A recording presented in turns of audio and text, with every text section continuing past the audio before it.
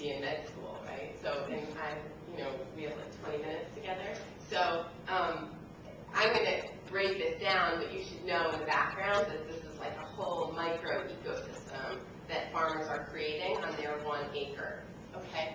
1 or 2 acres. So that's the complexity if I was going to draw it out. Okay, so we'll just start with compost. There's a lot of different ways to do composting. Again, the intention of each of these elements is that there's like no input cost. Okay, so this is a really exciting composting method. It's worm, we call it vermicompost. Has anybody ever seen this composting? Yeah, I don't know. Okay, well, so one thing that I think is really exciting about this worm bin is that, I never thought of worms as smart, but what they do is they'll put in all of the biomass on that end, and then they'll put holes in the bottom of the bin, and then the worms, when they're done, eating all of the biomass, the farmer will put biomass in the next little bin, and then the worms will find the hole in the bottom and they crawl over into the next bin. And so then the soil in the first bin is ready to put in the fields, and then the worms start on the second bin. So it's like this regenerating system. The other thing that's a really big deal about this is that farmers spend a lot of money on fertilizer. And this soil is so incredible. I mean, I never wanted to eat soil, but it was so nice. So they also sell it big time. They sell it to farmers who can't afford fertilizer that season, or bigger farmers who aren't interested in doing their own compost bins. So it's a really big cash generating activity, which is also important during the dry season if for some reason your crops fail, or even in the beginning of your wadi. If you have a compost bin, you always have income from the soil. Okay. So something else I just want to point out really quickly is, so this is Malaysia. He's one of my favorite farmers. And if you can see the structure over his compost bin, that's from the trees that he grew on his wadi. So it's just so you know, everything that's there, he's really constructing. Also the clay is from the red soil in the area. Okay, trenches and bunds. This is a soil moisture conservation strategy. It's a way to gather rain in the monsoon period. And what they also do is they use the sides and the tops of the trenches, which are called bunds, for fodder, for growing for their animals. And they also will plant, they're planting trees right here, so they'll plant trees above, on the sides of the trenches. It also keeps the topsoil intact, which is important. Okay, intercropping.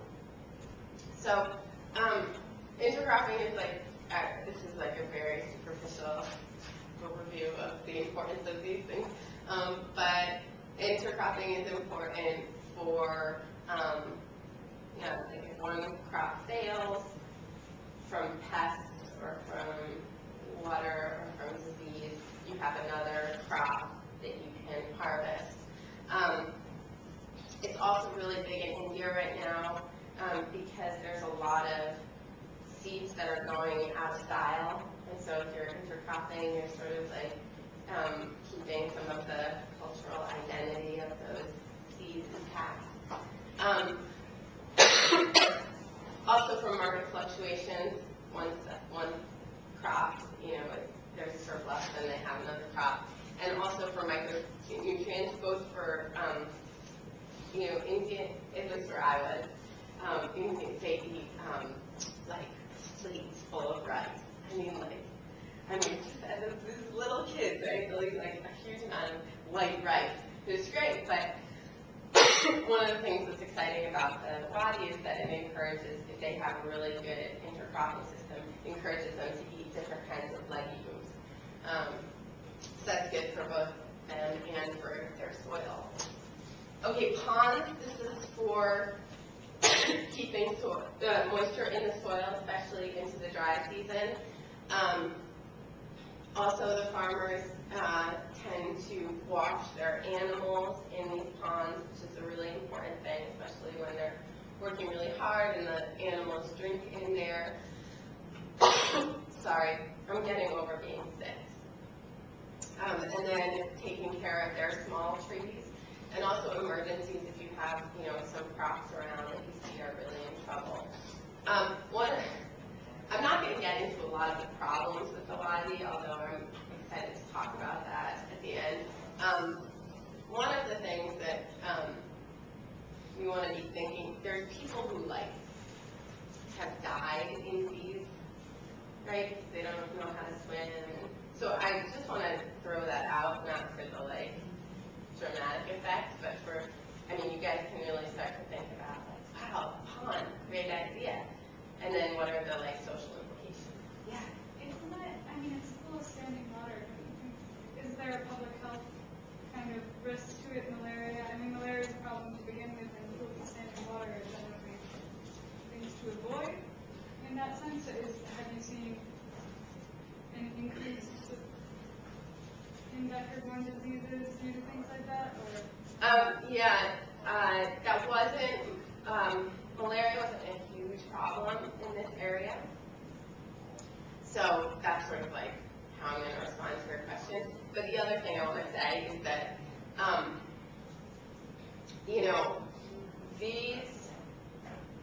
the health solutions have to come at the same time as the agricultural solutions. So there was a lot of education happening in the SHGs, in the self-help groups, about water and sanitation.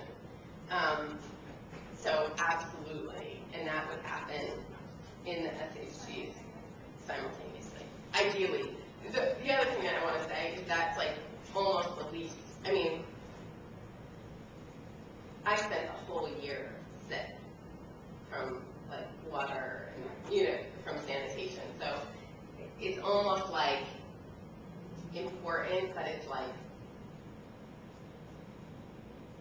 people don't. It's not the top priority right now, at least not where I was. Yeah. Question on the pond: is that catching rainwater, or is that seep from groundwater? Great question. You guys can probably answer that. I think it was catching it, as far as I know, because it would dry out about 3 months into the dry season. It was empty. But does that make sense to you guys? I think what would happen is, even 3 months or 4 months into the dry season, if I dug under a little bit, it would still be wet. So I think that it was really the rainwater that was staying. And to follow up on that, siting for ponds, are they looking at elevated spots for ponds, or? Absolutely. Okay. Absolutely. If they can. Okay. So forestry trees and live fencing. So the forestry trees were for fuel. Fuel's a huge issue in India. It was driving.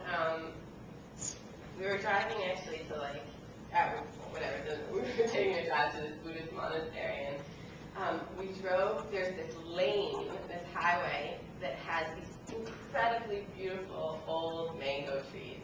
I don't know if you've ever seen an old mango tree. They're huge. They're kind of like oaks. They're huge and beautiful. And there was this crew of 2 or 3 tough guys up in the tree cutting down, and it was just about to. It was full of flowers. It's just about to start its fruit. And they were cutting down a huge piece of it. And we were in the car, we were so upset, but at the same time, it's kind of people need wood in order to cook with. If you don't have wood on your land, you go and find wood in somebody else's land. So around the border of this wadi, they would have forestry trees, and that they can use both for construction, as they should do the vermicompost, or if there's a marriage or for a new part of their home, they use their own trees. They can also sell those trees, especially during the dry